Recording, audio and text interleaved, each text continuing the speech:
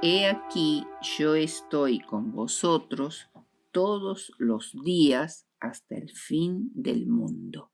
Mateo 28:20. ¿Qué es lo que hace grande a un ser humano? Para responder esta pregunta vamos a leer una cita del libro Patriarcas y Profetas, que está en las páginas 128 y 127. Abraham, además de ser rico en fe, noble y generoso, inquebrantable en la obediencia y humilde en la sencillez de su vida de peregrino, era sabio en la diplomacia y valiente y diestro en la guerra. No retuvo su religión como un tesoro precioso que debía guardarse celosamente y pertenecer a él exclusivamente. Mientras Cristo mora en el corazón, que es lo que ha prometido el versículo de memoria, será imposible esconder la luz de su presencia u oscurecerla. Por el contrario, brillará cada vez más a medida que día tras día las tinieblas del egoísmo y del pecado que envuelven el alma sean disipadas por los brillantes rayos del sol de justicia. La primera parte trata acerca del escudo. La región de Sodoma, en la cual se había establecido Lot, y todo el oriente de Palestina, pagaban tributo a reyes mesopotámicos, que de esta manera trataban de contener el gran predominio egipcio, no perder su influencia, sobre todo sobre las rutas caravaneras que aseguraban su comercio con el sur y el occidente. Cuando Sodoma y otras ciudades del sur de Palestina se rebelaron y se negaron a pagar tributo, una coalición de 5 reyes mesopotámicos vinieron a dar un escarmiento a estas naciones que se atrevieron a rebelarse. Esta coalición estaba formada por Amrafel, rey de Siria, a quien generalmente se lo ha identificado con Hammurabi, el sexto y más grande de los monarcas de la primera dinastía de Babilonia, conocida en este tiempo como la Tierra de Sinar. Arioc, rey de Elazar, sería el hijo del rey Similín de la ciudad mesopotámica de Mari del siglo XVIII a.C. Kedorlaomer, rey de Elam, sería un rey elamita, según su nombre, siervo de la diosa Lagamar, el más poderoso y el líder de la liga mesopotámica. Y Tidal, rey de Goim, que podría ser un rey hitita. Los reyes de Palestina eran el rey de Sodoma, el rey de Gomorra, el rey de Adma, el rey de Seboim y el rey de Bela. Estos reyes habían servido a Kedorlaomer, el jefe de la coalición, rey de Elam, un gran poder mesopotámico en los días de Abraham. La batalla se dio en el valle de Sidim, en la parte sur del Mar Muerto, una llanura excepcionalmente fértil, comparable al paraíso y al valle del Nilo. Cuando Abraham, que habitaba tranquilamente en el encinar de Mamre, fue enterado por un fugitivo de lo ocurrido en la batalla y de la desgracia de Lot, su sobrino, que había sido llevado cautivo con toda su familia, se despertó por él todo su afecto y decidió rescatarlo. No albergó en su corazón resentimiento por la ingratitud de Lot al separarse de él recientemente. Abraham se preparó para la guerra con sus 318 siervos adiestrados y con sus aliados Mamre, Escol y Aner. Su heroica hazaña le dio amplia influencia entre las tribus circunvecinas y fue honrado como conquistador. A pesar del gran triunfo y del rescate de Lot y su familia, al llegar a su campamento, su espíritu fue perturbado por pensamientos que no le abandonaban. Él había sido un hombre de paz y hasta donde había podido había evitado toda enemistad y contienda. Con horror recordaba la escena de la matanza que había presenciado. Temía una venganza de las naciones derrotadas que interrumpirían así la apacible quietud de su vida. Yo soy tu escudo, fueron las palabras con las cuales Dios lo consoló en su depresión. El escudo era el símbolo de protección en las guerras antiguas. Mas tú, Jehová, eres escudo alrededor de mí, mi gloria y el que levanta mi cabeza. Con mi voz clamé a Jehová, y él me respondió desde su monte santo. Salmo 3:3.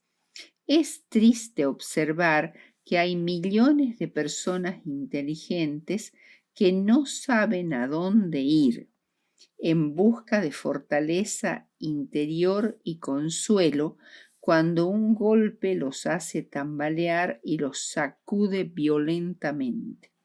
Algunos piensan que deben hacerlo todos solos y desconocen que Dios es un gran escudo alrededor de nosotros. Cuando alguien camina sin luz por un sendero desconocido en la noche, sus sentidos se avivan, sus ojos se fijan agudamente en la lobreguez y el sentido del oído despierta. Un mayor sentido de conciencia toma posesión de él. De modo semejante, el Señor permite que los problemas oscurezcan la vida, de modo que nosotros, sus hijos, podamos ser más conscientes del pecado y estar más en guardia contra él. Bendito sea Jehová, mi roca, quien adiestra mis manos para la batalla y mis dedos para la guerra, misericordia mía y mi castillo, fortaleza mía y mi libertador, escudo mío en quien he confiado. Salmos 144, 1 y 2. Veamos ahora la segunda parte, que habla de la promesa del Mesías. De todas las promesas hechas a Abraham y a sus descendientes, la más importante era la promesa del Mesías. Esta promesa se fue cumpliendo por etapas a través de la historia. Primero con el nacimiento tan anhelado de su hijo Isaac, luego con su nieto Jacob, quien al huir de su hermano Esaú, se encontró en una situación de gran desconsuelo y entonces se le repitió la promesa y posteriormente a la nación de Israel completa. La nación judía iba a constituir, según los planes de Dios, una bendición para todas las naciones al darles a conocer la ley de Dios y el plan de salvación. Pero se cumplió en plenitud recién cuando nació Jesús, quien era el Mesías, que sufriría una muerte expiatoria por toda la humanidad. Así se empezaría a cumplir la promesa edénica de Génesis 3:15.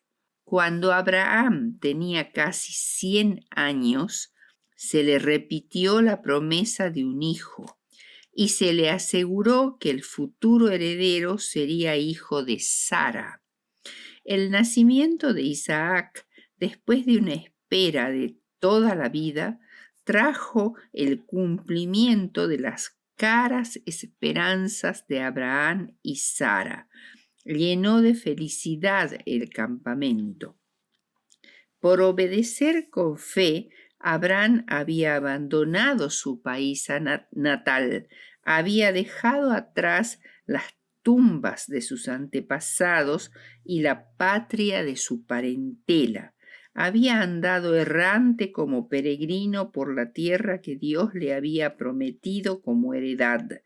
Había esperado durante muchos años el nacimiento del heredero prometido y ahora, a los 120 años, moraba en Beerseba, rodeado de prosperidad y honor.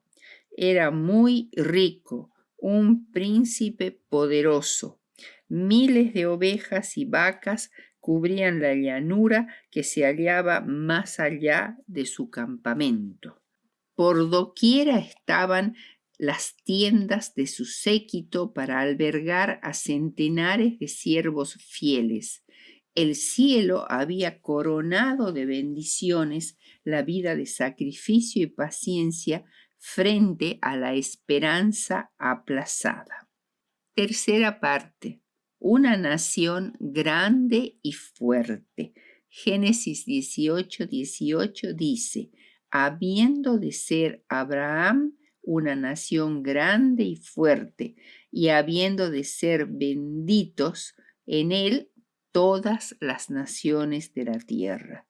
Cuando Jacob decidió ir hacia Egipto ante el llamado de su hijo José, ahora gobernador de Egipto, cuando tenía en su corazón siniestros presentimientos con respecto a este viaje, Dios le habló en una visión donde le dijo: no temas de descender a Egipto, porque allí yo haré de ti una gran nación. Jacob recibió la seguridad de que Dios iría con él, que todavía era válida la promesa divina acerca de su posteridad hecha a Abraham, y que el traslado a ese país no significaría el abandono permanente de la tierra de la promesa, Canaán. El objetivo de ir a Egipto era aumentar numéricamente al pueblo de Israel. La dimensión de la familia de Jacob, que crecería hasta ser una gran nación, se da aquí como evidente alusión al cumplimiento de la promesa divina. Al entrar Jacob y sus hijos a Egipto, fueron 70 personas en total, incluyendo a José y sus 2 hijos. Se establecieron en la tierra de Gosén, en la región oriental del delta del Nilo, que era admirablemente adecuada para la cría de rebaños y manadas de ganado. Y aunque estaba cerca de la capital de Egipto, Avaris, también estaban aislados de los egipcios, lo cual les permitiría vivir sus propias vidas, continuando con su propia cultura y sirviendo a su propio Dios sin desagradar a otras personas. Además, estaban comparativamente cerca de Canaán y podrían salir fácilmente en un caso de emergencia. El tiempo que permaneció Israel en Egipto fue de 215 años, desde la entrada de Jacob a este país. En la noche de la 10ª plaga, los hebreos salieron apresuradamente.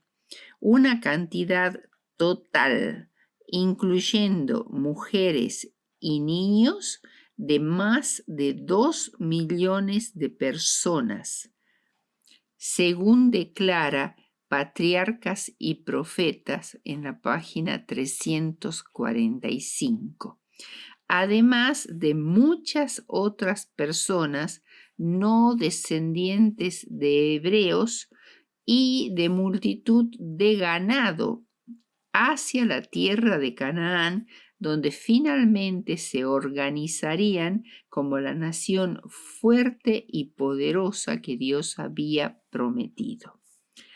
El propósito de esta nación era, según Éxodo 19, 5 y 6, ser mi especial tesoro sobre todos los pueblos, un reino de sacerdotes y gente santa. Mi especial tesoro también se puede traducir como mi propiedad personal.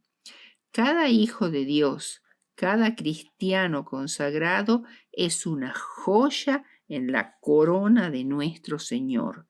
Debían servir como instructores, predicadores y profetas para los paganos, ejemplos de un santo vivir. De ese modo atraerían a todos sus vecinos al Dios que ellos adoraban. Cuarta parte. Engrandeceré tu nombre. Génesis 12:2. Esto es, te haré famoso. El concepto de grandeza de Dios tiene muy poco que ver con el de los seres humanos. Por ejemplo, Alejandro Magno, que quiere significar el grande, era llamado así porque había mucha grandeza, según el concepto del mundo, en él.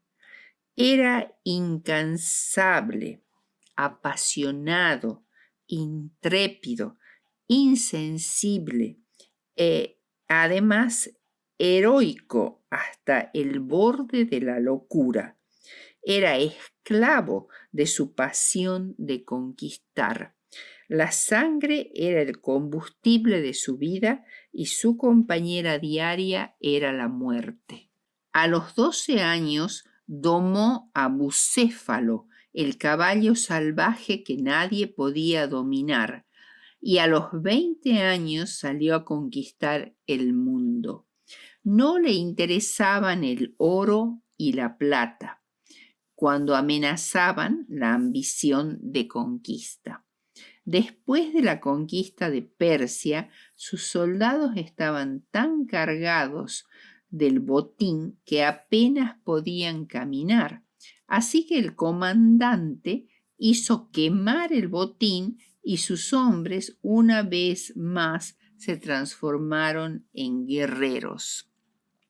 En la India, Alejandro desfiló con 100 elefantes blancos, cada uno con los colmillos dorados, y seguidos por enormes toros con sus cuernos enjollados. Los seguían manadas de elefantes negros, camellos rojos y caballos multicolores. Luego venía Alejandro en un trono de marfil tirado por 40 caballos negros. Su carroza era escoltada por 400 leones machos domesticados. Las calles estaban llenas de flores y pimpollos desde donde la multitud lo vitoreaba. Allí Alejandro proclamó que estaba listo para conquistar las estrellas. Yo soy mi propia ley, dijo.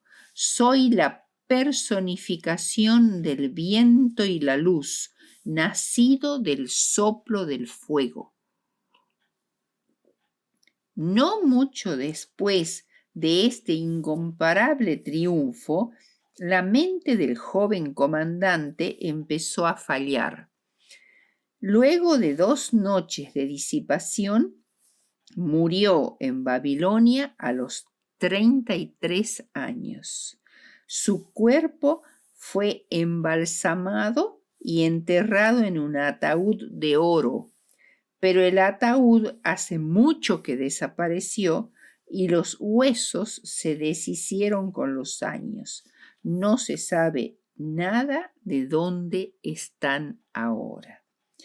El otro conquistador del mundo que ilustra lo que significa la grandeza para Dios fue Jesús, quien nació en Belén y murió en las afueras de Jerusalén, y también vivió 33 años.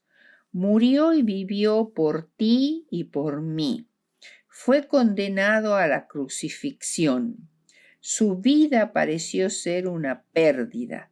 No comandaba inmensos ejércitos, sino que oraba solo. Dio su sangre por la vida del mundo. Cristo se dio a sí mismo, y mientras Alejandro conquistó todo trono, Cristo conquistó toda tumba. El uno se hizo Dios, el Dios se hizo hombre. Uno vivió para maldecir, el otro solo para bendecir. Cuando el griego murió, para siempre cayó su trono de espadas, pero Jesús murió para vivir para siempre, y es Señor de señores, el que vive para siempre, y edificó su reino sobre el amor y la justicia. Esa es la verdadera grandeza, de la cual también participó Abraham como su hijo y fiel adorador.